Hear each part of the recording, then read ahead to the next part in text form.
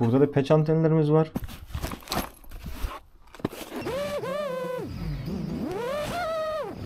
Selamünaleyküm arkadaşlar, merhaba. Bugün drone'da kullandığım antenlerle ilgili bilgiler vereceğim size. İkisi iFlight'ın antenleri. Çift olmak üzere, bunun diğerini şu anda bulamadım. iFlight'ın versiyon 1 modeli, şu elimdeki 10 santim. Ve iFlight'ın versiyon 2 modeli. Çiftli olarak kullanıyorum tabii ki. Genellikle bunu kullanıyorum ve True'nun antenleri var kullandığım yine. iFlight'ın antenlerini genelde uzun mesafe için kullanıyorum. True'nun antenlerini de kısa mesafe, engelli yerlerde, yani bina içi olsun, çalı çırpı vesaire, hani biraz yoğunluğun olduğu, görüş alanının kısıtlı olduğu yerlerde kullanıyorum bunu. Bu patch antenleri de yeni aldım. Bugün denemesini yapacağım. Nasıllar bilmiyorum. 9 dBm. 2 tane girişi var bunun. LHCP ve RHCP olarak, yani sol dönüşlü ve sağ dönüşlü olarak 2 girişi var.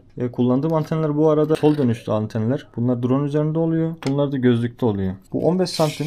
15 santim uzunluğunda. iFlight'ın antenleri de 18 santim uzunluğunda. Yine iFlight'ın versiyon 1 antenleri de 10 santim uzunluğuna denk geliyor. Goggles V2 gözlük kullanıyorum. Gözlüğüm bu. Goggles V2. Halihazırda gözlüğümün üzerinde yine True'nun antenleri var. Bunları çıkarttıktan sonra diğerlerini içine koyacağız. Gözlüğümde 360 dereceye sinyal verecek şekilde bunlar. Burada da yine iFlight'ın patch'leri var. 2 tane. Şunları da üzerine takmayı düşünüyorum. Yani şu şekilde bir görüntü olacak. Yine dediğim gibi antenlerimiz sol dönüşlü olduğu için bunları da son dönüşlüye monte etmemiz lazım. Diğerini de monte edelim.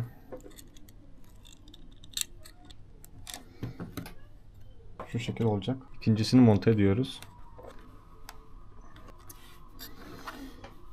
Montajımız bitti. Dediğim gibi bunlar 9 dB'ye uzak mesafeye daha iyi sinyali aktarabilmemizi sağlıyor. Burada da patch antenlerimiz var. Dar alanda bir sinyal aktarımımız olacak. Şimdi denemeye gidiyoruz. Uçuş yapacağımız yere geldik. Drone'umuzu hazırlayacağız.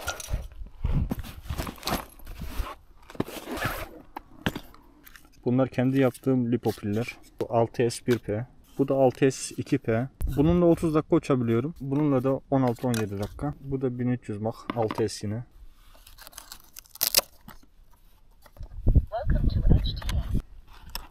Batarya tutucu bantlardan isteyen varsa bunu satıyorum ben. Birkaç tane var elimde fazladan. Çok kaliteli iFlight'ın orijinal bantlarıdır. Her şeyimiz tamam. Şununla bir deneme sürüşü gerçekleştireceğiz. Beklediğim sonucu alırsak yine bir 6 kilometre mesafe gideceğiz. Uçuşa hazırız.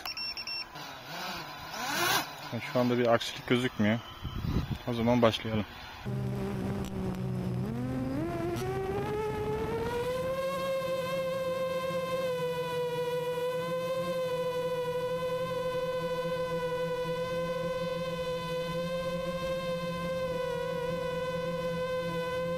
Yakın mesafelerde patch anteni deneyelim. Ona göre bir sıkıntı çıkmazsa uzağa deneyeceğiz.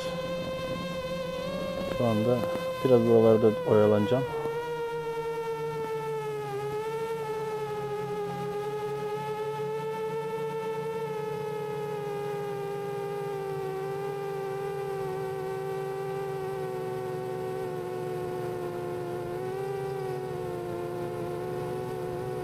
Şuradaki ağaçların arkasına gideceğim bakalım. Normalde burada sinyal kaybı yaşamam lazım eski antene göre. Şu anda bir iki sinyal kaybı yaşıyorum.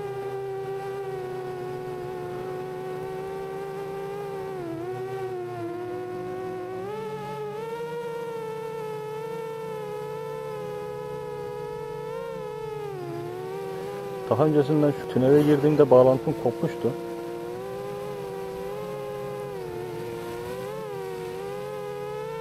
Aslında patch anteni burada denemem gereken en önemli yer burası. Biraz korkuyorum kaza kırım olur diye. Ama deneyeceğiz galiba. Yani başka çaremiz yok. Deneyeceğiz. Bismillah. 12-7.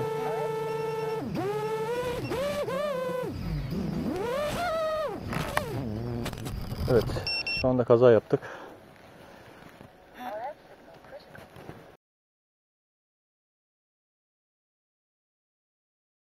Drone düşürdük.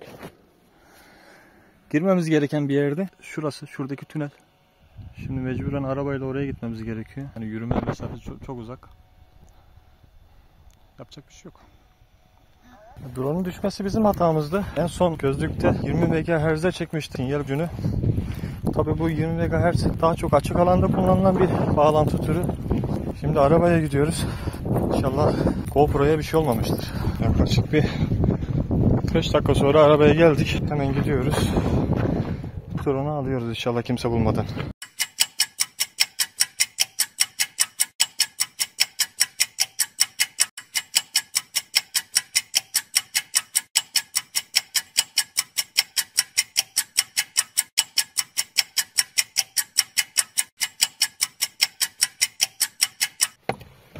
Arkadaşlar bütün anı sizinle paylaşmak istediğim için mümkün mertebe her yere çekiyorum.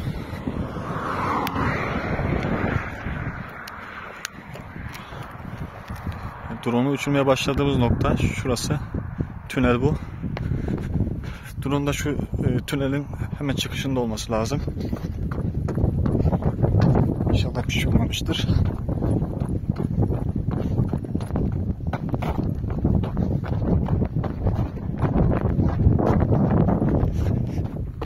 Evet. Ses geliyor. O göl vardı. Göl. Evet, göl. Evet, göl kurumuş. Şansımıza. Evet. Göl kurumuş şansımıza.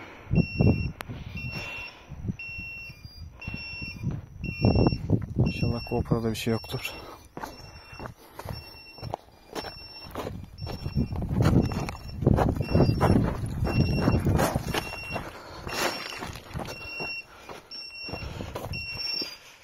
Evet.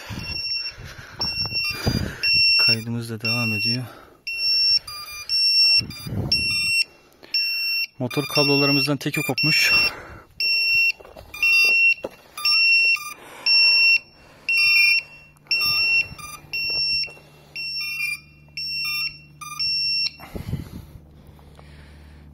GoPro'da bir şey gözükmüyor. Kaydı durduralım.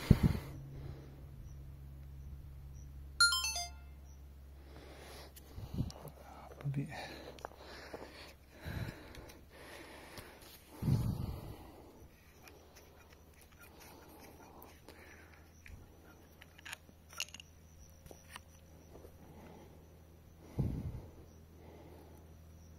GoPro temiz. Motor kablolarımızdan biri kopmuş. Başka bir şey.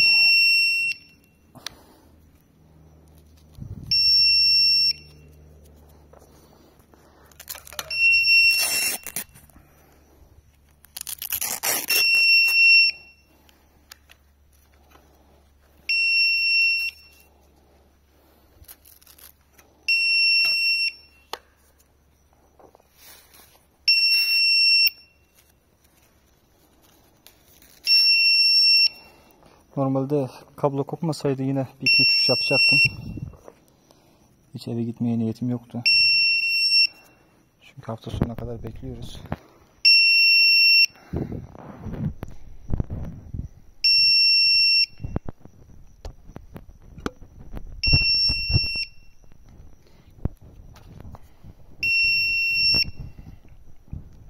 Şuraya da bir aparat yapmam lazım artık. Normalde aparatım var, takmıyorum. Zamanım olmadı. Ama yapacağız.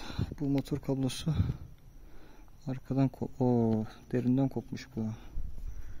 Yani bunlar arka tarafa gidiyor böyle. Yani ön taraftan bir kopuş değil, arkadan bir kopuş olmuş. Bu video burada bitecek mecburen. Motor kablosu kırılmasaydı uçuşa devam edecektim. Ama şu anda devam edemiyoruz. Görüşmek üzere. İyi günler.